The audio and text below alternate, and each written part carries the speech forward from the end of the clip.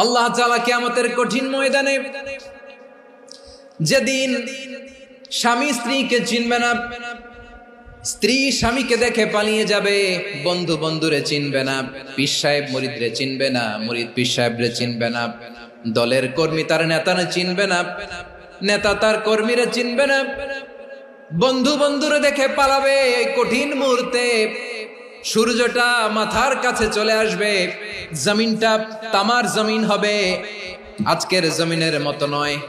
মানুষ ঘর্মাক্ত, ক্লান্ত, শ্রান্ত মাথার মগজগুলো কানের ছিদ্র আর নাকের ছিদ্র দিয়ে বেয়ে বেয়ে পড়বে।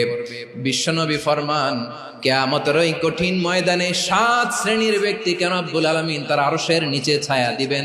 তার মধ্যে প্রথম শ্রেণীর ব্যক্তি হলো ইমামুন আদিল, যে ইনসাফের সাথে বিচার করে, যে জাস্টিস সমাজে সার্ভ করে।